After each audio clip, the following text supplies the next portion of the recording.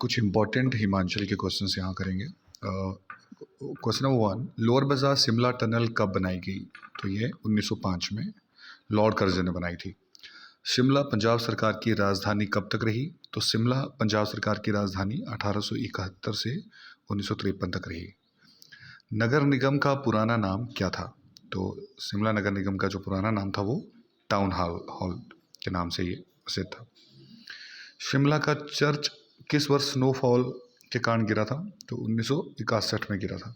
शिमला के चर्च में घड़ी जो लगी है वो किस वर्ष लगाई गई थी? तो 1860 में लगाई गई थी। रिज मैदान पर चर्च का निर्माण किस वर्ष हुआ? 1844 में हुआ। यूएस क्लब किस वर्ष बना? वो भी 1844 में ही बना। शिमला में पहली मस्जिद निर्माण कब हुआ? 1830 में। मुख्यमंत्री आवास स्थान का नाम क्या है? तो मुख्यमंत्री आवास स्थान का नाम है खैबर पास। शिमला जिले से पहले सीएम कौन थे? तो शिमला जिले से पहले सीएम बनने वाले थे रामलाल ठाकुर जी। शिमला आने वाला पहला अंग्रेज कौन था? तो डेविड ऑक्टरलोनी थे। शिमला का पहला कच्चा मकान टैटकिल हाउस था। कच्चा मकान कह रहा हूँ मैं। शिमला शहर के संस्थापक कैनेडी। शिमला की खोज किसने की है? तो रोश ने। हिमाचल का दिल किसको कहा जाता है? कोई पूछे तो आप कहेंगे कुल्लू। किस वर्ष शिमला जिले का गठन हुआ? 1972 में। शिमला की मिट्टी दोमट मिट्टी है। शिमला में जो मिट्टी है। गॉर्टन कैथल कब बना? तो गॉर्टन कैथल 1904 में बना। टाउन हॉल की स्थापना कब हुई? 1888 में। शिमला का पहला bank alliance bank. Alliance bank कब खुला जी? 1874 में। शिमला आने वाला पहला गवर्नर जनरल कौन था? तो एमहर्स्ट, लॉर्ड एमहर्स्ट था। किस वर्ष शिमला को ग्रीष्मकालीन राजधानी बनाया गया? ठीक है, किस वर्ष शिमला को ग्रीष्मकालीन राजधानी, या कब तक रही शिमला ग्रीष्मकालीन राजधानी? तो 1864 से बनाई गई, 1932 तक रही। शिमला को ग्रीष्मकालीन राजधानी बनाने का श्रेय किसको जाता है? तो लॉर्ड लॉरेंस को जाता है। ठीक है। बिशप कॉटन स्कूल BCS की स्थापना कब हुई? वेरी इंपॉर्टेंट क्वेश्चन है। 1865 में। शिमला नगर निगम की स्थापना कब हुई? 1852 में। रोथनी किला किस वर्ष बना? 1838 में। रोथनी हाउस कहाँ पर है? तो ये जाखू में है। ब्रिटिश में किस सड़क को ठंडी सड़क के नाम से जानते थे? तो माल रोड, उसको ठंडी सड़क के नाम से जानते हैं। शिमला जिले का पहला मार्ग 1828 में बना। यही जो माल रोड है इसी को जो पहला मार्ग भी कहा जाता है। सेंट जॉन चर्च कहाँ पर है? तो सेंट जॉन चर्च धर्मशाला में है। बिल्कुल ध्यान से सुनिएगा इनके नाम जो चर्च हैं। चर्च ऑफ स्कॉटलैंड कहाँ है? तो ये चंबा में है, चर्च ऑफ स्कॉटलैंड। और ठीक है, इसी तरह आप क्राइस्ट चर्च सौली में, सेंट माइकल चर्च शिमला में, और दशमेश गुरुद्वारा, बहुत इंपॉर्टेंट है दशमेश गुरुद्वारा, ये सिरमौर में है। तो ये कुछ इम्पोर्टेंट क्वेश्चंस हैं जो हम कर रहे हैं यहाँ पे। देखिए, हिमाचल भवन से कौन सी बिल्डिंग प्रसिद्ध है? तो बरनास कोट। शिमला समझौता 1971 किस बिल्डिंग में हुआ था? तो बरनास कोट में ही हुआ था। वर्तमान में राज्यपाल निवास कहाँ है? तो आजकल बरनास कोट में ही राज्यपाल रहते हैं। नथुराम पर केस सुनवाई किस भवन में हुई थी? तो पीटर हॉफ में हुई थी नथुराम पर केस सुनवाई, गांधी की हत्या का आरोप जो इन पर लगा था। पंजाब का हाई कोर्ट 1948 तक कहाँ था? तो पीटर हॉफ में ही पंजाब का हाई कोर्ट 1948 तक रहा। पीटर हॉफ में रहने वाला प्रथम वाइसराय, तो पीटर हॉफ में रहने वाला प्रथम वाइसराय था लॉर्ड एल्गिन, 1863 तक यहाँ रहा। 1981 तक, जब तक पीटर हॉफ को आग नहीं लगी तब तक यहाँ कौन रहता था? तो राज्यपाल। कौन रहता था यहाँ पे? 1981 में आग लगने तक पहले यहाँ राज्यपाल निवास होता था। नाल देरा में गोल्फ कोर्स 9 होल कोर्स किसने शुरू करवाया था? तो 9 होल कोर्स जो था यहाँ पे वो लॉर्ड कर्जन ने 1905 में शुरू करवाया था। आइस स्केटिंग रिंग शिमला में किसने बनाया? तो ये बनाया ब्लेसिंगटन ने 1920 में। गेटी थिएटर कब बना? 1887 में बना। गेटी थिएटर में पहला नाटक, उसका नाम भी पूछा जाता है आजकल, तो टाइम विल टेल, पहले नाटक का नाम क्या है? टाइम विल टेल, जो गेटी थिएटर में प्ले किया गया था। वर्तमान में राष्ट्रपति निवास कहाँ है? द रिट्रीट, मसोबरा में है ये बिल्डिंग, द रिट्रीट, यहाँ राष्ट्रपति निवास है। 1947 से 1965 तक वाइस राय लॉज, जिसको एडवांस स्टडीज़ भी कहते हैं, में कौन रहता था? तो राष्ट्रपति रहते थे 1947 से 1965 तक। किस राष्ट्रपति ने 1965 में एडवांस स्टडीज़ को बनाया था? तो डॉक्टर राधाकृष्णन ने इसका नाम एडवांस स्टडी रख दिया था और समर्पित कर दिया था स्टडीज़ के लिए। पहला पक्का मकान कनेडी हाउस, और कच्चा मैंने पहले बताया टेटकिल हाउस। तो कनेडी हाउस शिमला में 1922 में बना था, पहला पक्का मकान जो था। कितनी रियासतों को मिलाकर शिमला रियासत बनी थी? तो ये 1816 में 28 रियासतों को मिला के शिमला रियासत बनाई थी, और कैप्टन रोज ने बनाया था इनको। शिमला आने वाले पहले गवर्नर लॉर्ड एमहर्स्ट, पहले भी बता चुका हूँ मैं। शिमला आने वाले पहले वाइसराय कौन थे? ये इंपॉर्टेंट है, लॉर्ड कैनिंग 1860 में आए थे, लॉर्ड कैनिंग। तो वाइसराय लॉर्ड कैनिंग है, और पहले जो गवर्नर हैं वो लॉर्ड एमहर्स्ट हैं, याद रखिएगा। एओ ह्यूम स्कॉटलैंड से थे, को कांग्रेस बनाने का विचार कहाँ आया था? अगर ये सवाल पूछा जाए तो उनको रोथनी कैसल में ही, ये 1883 में एओ ह्यूम को, जो स्कॉटलैंड के निवासी थे, उनको ये विचार आया था कांग्रेस बनाने का, रोथनी कैसल में। शीशे वाली कोठी के नाम से प्रसिद्ध बिल्डिंग कौन सी है? तो शीशे वाली कोठी के नाम से प्रसिद्ध है रोथनी कैथली। गांधी जी 1921 में जब शिमला आए थे तो उनके साथ दो और कौन लोग आए थे साथ में? ये इंपॉर्टेंट है थोड़ा सा डेप्थ में। तो उनके साथ मदन मोहन मालवीय जी भी आए थे और लाला लाजपत राय आए थे। 1953 में सोलन शिमला पेप्सू के किस जिले में आते थे? तो 1953 तक सोलन और शिमला जो थे वो पेप्सू के पटियाला जिले के पार्ट हुआ करते थे, पटियाला जिला हुआ करता था ये सारा। 1948 में जब पेप्सू बना था तब इसमें कुल कितने जिले थे? तो 1948 में जब पेप्सू बना था तब इसमें कुल कितने जिले थे? तब इसमें 8 जिले हुआ करते थे। और पेप्सू की राजधानी क्या थी? पटियाला। ठीक है, इसकी राजधानी भी पटियाला थी। 1953 में कुल पेप्सू के कितने जिले हो गए? 5 हो गए। ठीक है, 1953 में कितने जिले हो गए इसके? 5। कुछ जिले इसके कम हो गए, पहले 8 थे फिर 5 हो गए। ठीक है, क्योंकि यहाँ से टूट के जो हिमाचल में इन्वॉल्व आते रहे वो अलग हो गए।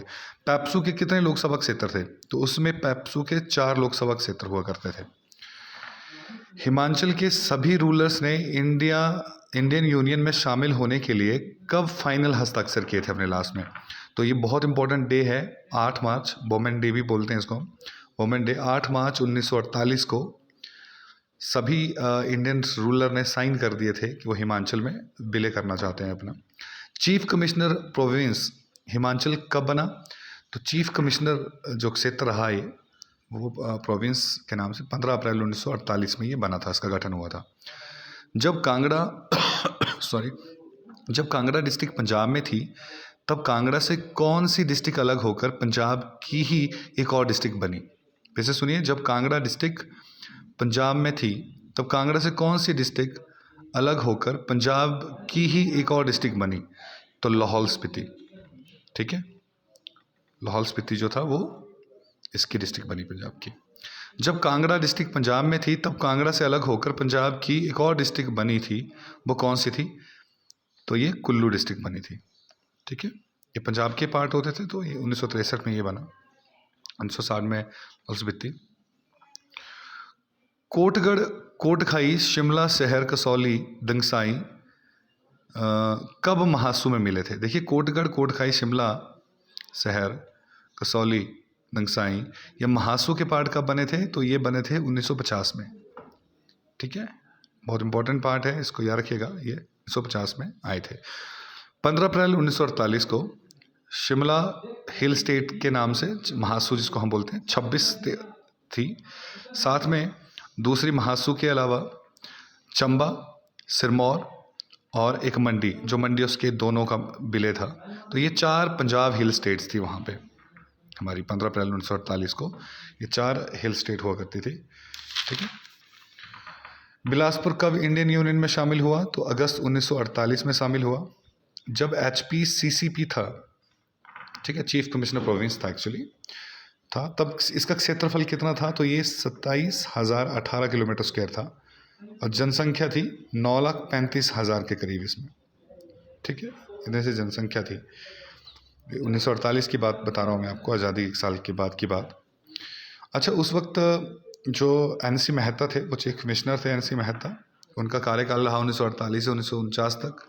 फिर ई पेंड्रलुमन जो मून थे, पेंड्रलुमन मून, वो 1949 से 1950 तक रहे। भगवान सहाय अंतिम थे चीफ कमिश्नर, वो 1950 से 1951 तक रहे।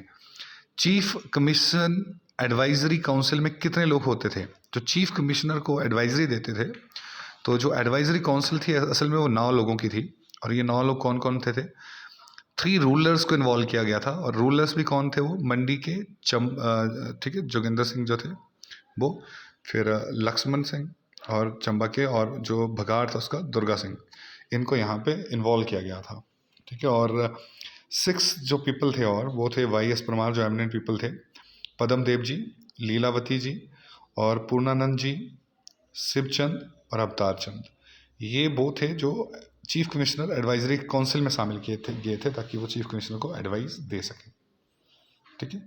तो आगे देखिएगा, 9 दिसंबर 1946 को हिमाचल के जो लोग शामिल हुए थे, ठीक है, वो कौन कौन से थे? तो वाई.एस. परमार थे, और बख्शी टेक चंद कांगड़ा से जो पंजाब में थे, और बिलासपुर के राजा आनंद चंद, ये शामिल हुए थे 9 दिसंबर 1946 को। कहाँ पे? संविधान सभा में। ठीक है। 26 जनवरी 1950 को जब संविधान लागू हुआ तो 7th पार्ट और 9th पार्ट में राज्यों का वर्गीकरण संख्या क्या क्या थी? तो जो ए स्टेट के राज्य हुआ करते थे वो 9। बी स्टेट के भारत में कितने राज्य थे उस वक्त 1950 को? 9 थे। और सी स्टेट के, जिसमें हिमाचल भी एक था, वो 10 थे। और डी स्टेट सिर्फ एक ही था उसमें, अंडमान। तो सी स्टेट के जो राज्य थे उसमें एचपी भी था उस वक्त, मणिपुर था, त्रिपुरा था, और बिलासपुर था। ये सी स्टेट के राज्य हुआ करते थे। और ए स्टेट के राज्य वो थे जो 9 थे, और बी स्टेट के भी 9 थे। 18, 10, 28 और 1, 29, टोटल 29 एक तरह से राज्यों का वर्गीकरण किया गया था। जो पार्ट सी एक्ट, जिसमें लेजिस्लेटिव असेंबली हो, लेजिस्लेटिव असेंबली भी होनी चाहिए, जो पार्ट सी के लिए एक एक्ट बना, कब एचपी, मणिपुर, त्रिपुरा को लिमिटेड गवर्नमेंट दे दी, मतलब विधानसभा दे दी? तो याद रखिएगा, ये आवाज़ उठी थी कि हमारी भी एक लेजिस्लेटिव असेंबली होनी चाहिए। तो सितंबर 1951 में, 1951 में 36 लोगों की लेजिस्लेटिव असेंबली हिमाचल में भी शुरू हुई। ठीक है। और 24 मार्च 1952 को किसने सीएम की शपथ ली? तो पहली सीएम की शपथ ली गई थी 24 मार्च 1952 को, और वाई.एस. परमार हिमाचल के पहले मुख्यमंत्री के रूप में शपथ ली थी इन्होंने। फर्स्ट लेफ्टिनेंट गवर्नर हिमाचल कब बना? तो 1 मार्च 1952 को। ठीक है, लेफ्टिनेंट गवर्नर बनाया गया। तो वही कौन थे लेफ्टिनेंट गवर्नर? गवर्नर की पोस्ट नहीं थी, लेफ्टिनेंट गवर्नर की थी। और कौन बनाए गए थे? जनरल हिम्मत सिंह। तो पहले लेफ्टिनेंट गवर्नर बनाए गए थे। पहला मंत्रिमंडल वाई.एस. परमार के साथ जो बना था, तो वाई.एस. परमार में उसने 2 मंत्रियों को शामिल किया था, पदम देव जी और गौरी प्रसाद। इन दोनों को, ये पहला मंत्रिमंडल था भारत का, पदम देव और गौरी प्रसाद। स्टेट रीऑर्गेनाइजेशन कमीशन क्यों आया? तो स्टेट रीऑर्गेनाइजेशन कमीशन क्यों आया था, तो थोड़ा सा समझ लेते हैं। देखिए, धार कमीशन तथा जेवीवी कमीशन ने मना कर दिया था कि भाषा के आधार पर राज्य नहीं बनेंगे। पर आंध्र प्रदेश के कांग्रेस के एक कार्यकर्ता, उसका नाम याद होना चाहिए आपको, श्री पोती रमालू, भाषीय आधार पर अलग राज्य की मांग कर रहे थे। वो हंगर स्ट्राइक पर थे और इनकी मृत्यु हो गई थी। गवर्नमेंट पर प्रेशर बना था और इसीलिए स्टेट रीऑर्गेनाइजेशन एक्ट को लाया गया था। तो आंध्र प्रदेश में डिमांड हो रही थी कि भाषीय आधार पर एक अलग राज्य बनना चाहिए था। तो ये श्री पोती रमालू, उसकी वजह से आंध्र प्रदेश वहाँ पे राज्य बना। लेकिन देखिए, स्टेट रीऑर्गेनाइजेशन के लिए जो 2 कमीशन बनाए गए थे वो थे धार कमीशन एंड जेवीपी कमीशन। चलिए, तो हिमाचल में भी स्टेट रीऑर्गेनाइजेशन कमीशन बना। तो इसमें जो कौन कौन थे वो देखते हैं। फजल अली कमीशन के नाम से इसको जाना जाता है। फजल अली कमीशन जो बना, इसमें कौन कौन से इसके, फजल अली जो था वो इसमें चीफ था, और इसके साथ 2 और लोग थे। एक था के.एम. पानिक्कर और दूसरा एच.एन. कुंजरू। ठीक है। भाषीय आधार पर दूसरे राज्यों को सोचना कि क्या यहाँ भी पॉसिबिलिटी है, तो यहाँ सोचा जा रहा था। दिसंबर 1953 में बना ये फजल अली कमीशन। सितंबर 1955 में रिपोर्ट सबमिट की। 2:1 रिजल्ट है इसका। ठीक है। 2 ने कहा कि ये नहीं होना चाहिए, और एक फजल अली ने कहा कि होना चाहिए था। यहाँ भी हिमाचल को भी एक अलग स्टेट बना देना चाहिए। तो फजल अली ने ये अपना यहाँ पे फीवर किया हिमाचल का। फजल अली कमीशन की रिपोर्ट के बाद इंडियन गवर्नमेंट जो था, ठीक है, 7th कॉन्स्टिट्यूशन में अमेंडमेंट एक्ट जो था 7th पार्ट और 9th पार्ट दोनों डिलीट हो गए थे।